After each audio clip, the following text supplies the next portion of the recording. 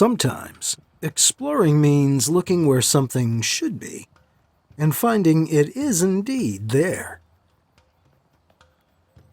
I'm author and researcher Mike Luoma, looking into ancient stone mysteries of New England and sharing results in my videos, book, and Facebook group. And this time, checking out possible indigenous stonework in Clinton, Massachusetts.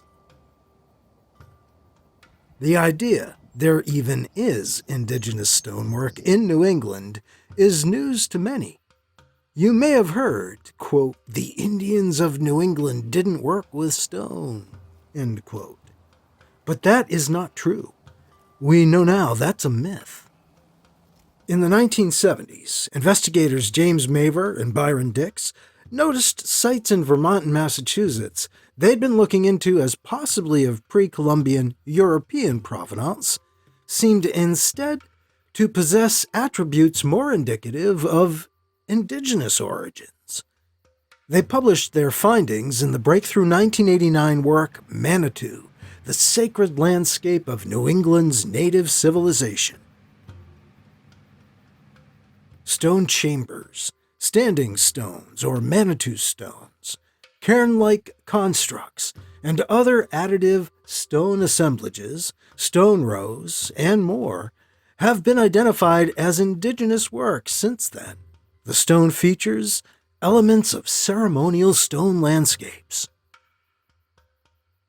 Though some in New England's archaeological community resist and even scoff at the idea northeastern indigenous peoples worked with stone, and left remains we can still see upon the landscape, USET, the United South and Eastern Tribes, have passed several resolutions on northeastern indigenous stonework, identifying this work as elements of ceremonial stone landscapes, the work of their ancestors.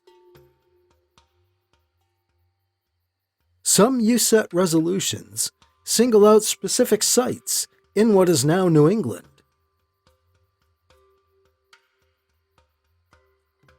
And researchers such as Norm Muller, Tim MacSweeney, Peter Waksman, Dr. Curtis Hoffman, and others, some associated with NERA, New England Antiquities Research Association, have carried on and broadened this investigation over the years.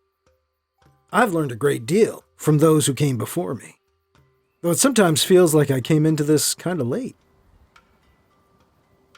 Yet this history, this idea, this indigenous stonework in the Northeast remains relatively unknown. So it's not too late to let a lot more people in on what we've been discovering today and over the last 50 years about indigenous stonework in what's now New England. And we did find possible indigenous stonework in Clinton during our visit on the vernal equinox. Possible serpent effigy stone rows, one with a potential winter solstice-aligned niche, possible large-scale great serpent stonework, and more. This spot possessed, quote, Indian relics, quote, abundantly, end quote, according to a 19th century history of a neighboring town, as I recalled when fellow stone site investigator Amanda Riani grew interested in some curious landforms nearby. That old town history insisted indigenous people lived here, between the Okukungensets at Marlborough and the Nashaways at Washakom, now in Sterling. The northern part of Gates Pond lies along that line as well, and we've seen possible indigenous stonework on the hills there. Indigenous stonework often appears where bedrock ledges and ridges break through, where the terrain rises, and often near bodies of water. These elements came together, along with a tradition of indigenous habitation in this Clinton space. The Nipmuc were said to be here, back at contact, suggesting we should find possible indigenous stonework present. And we did. The split rock was a curious early sign we might be onto something.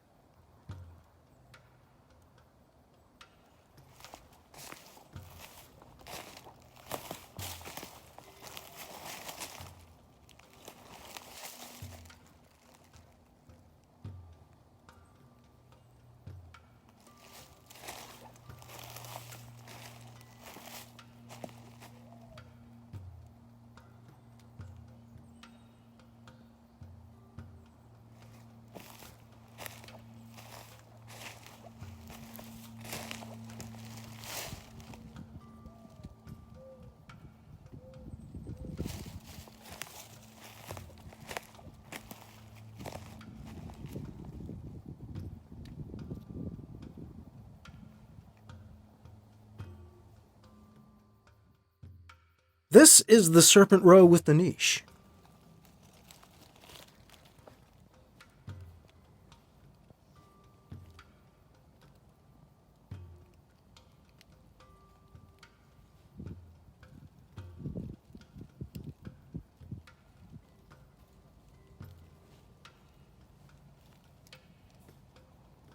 There seems to be at least the suggestion of a winter solstice sunrise alignment here.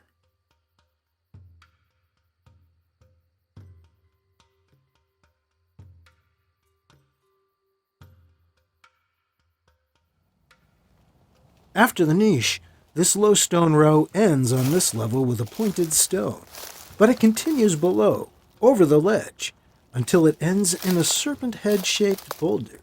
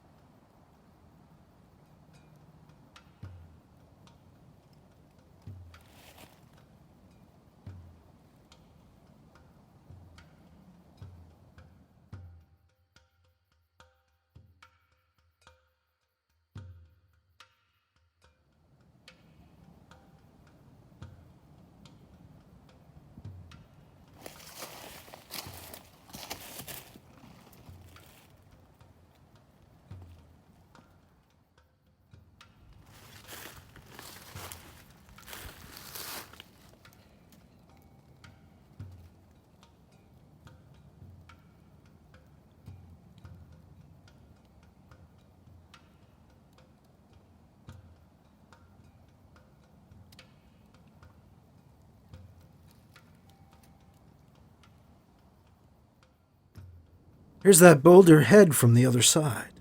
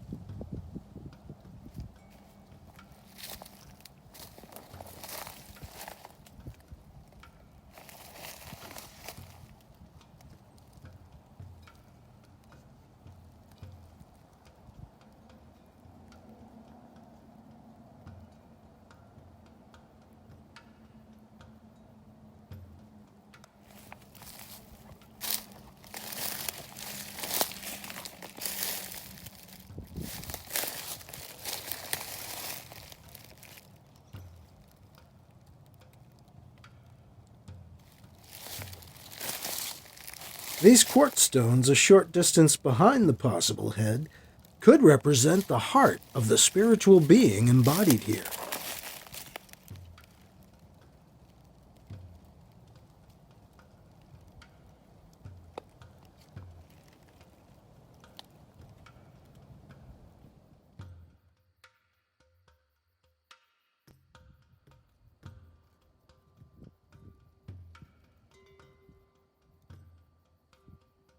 A boulder road continues off of this ledge too, but not directly. It begins a few feet away.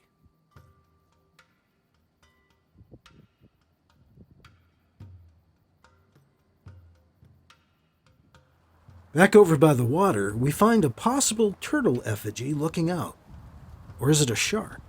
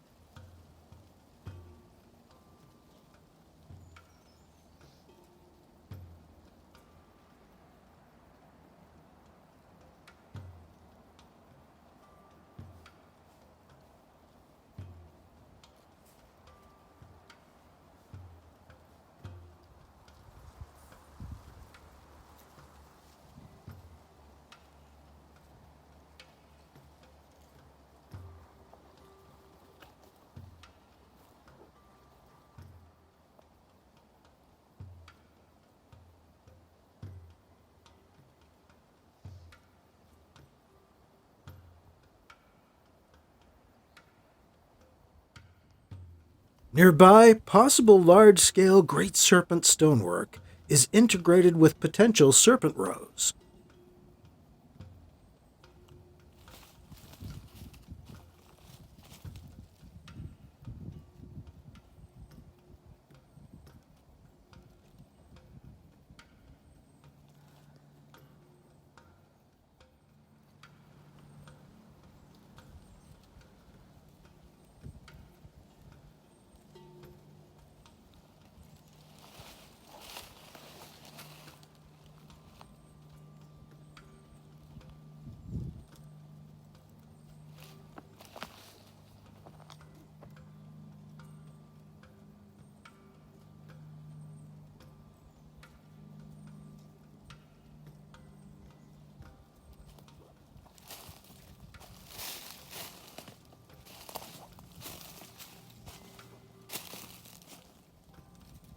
Unlike most serpents, this form has pointed ears.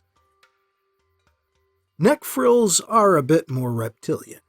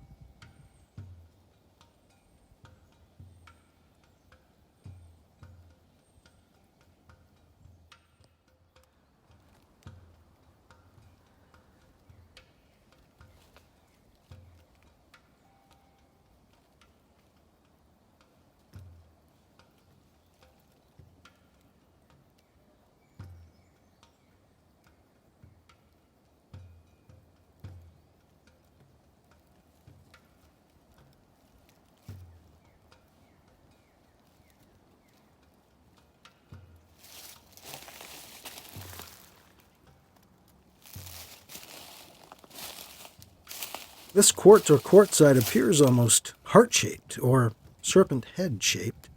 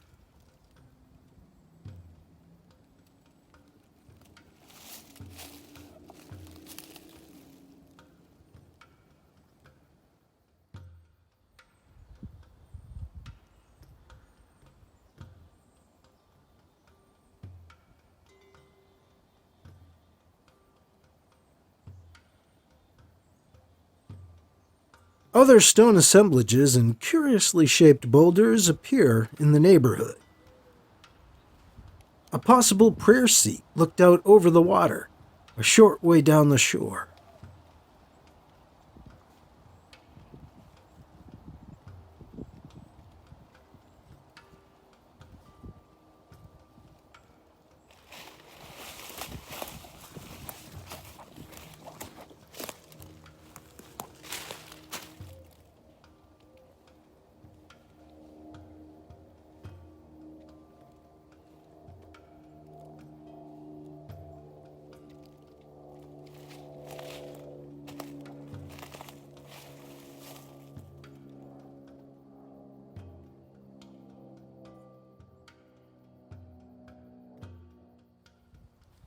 Discovering possible serpent forms and other potential examples of indigenous stonework opens your eyes to more possibilities.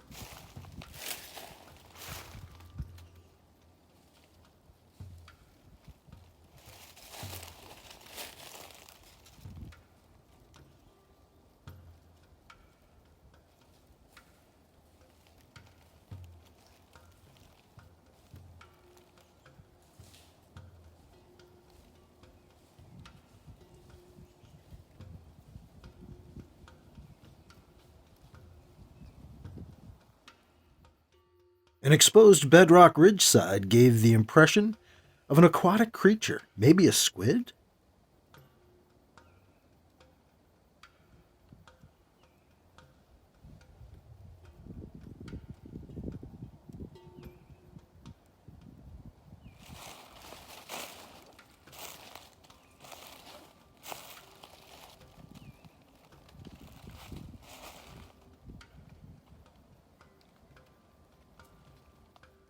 Some low ridges seem to have stones added and propped, perhaps to again suggest serpents or other beings bursting forth from the underworld.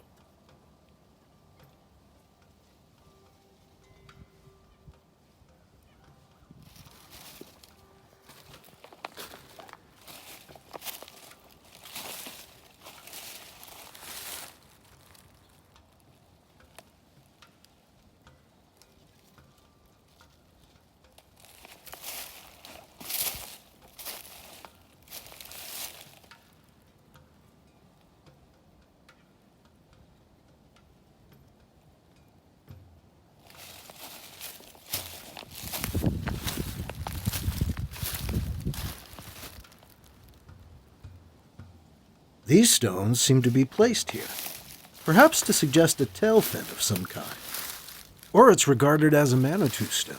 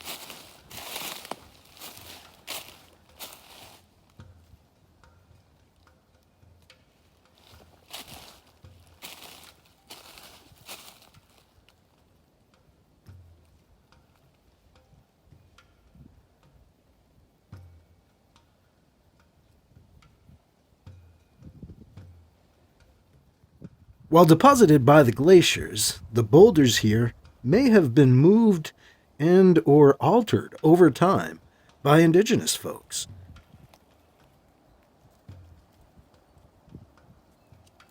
There are some curious shapes and arrangements.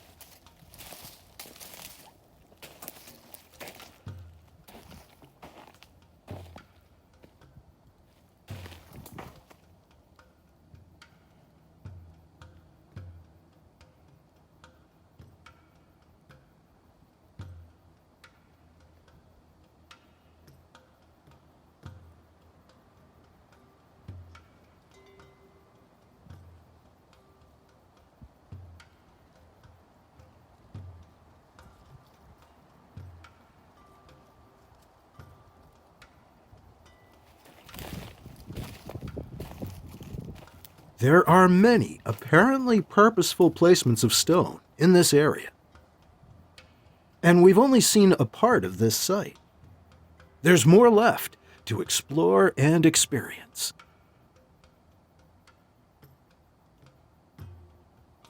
My thanks to Amanda Riani for her help in this exploration. I'm Mike Luoma. Thank you for joining in this experiencing of possible serpent effigies and more in Clinton, Massachusetts.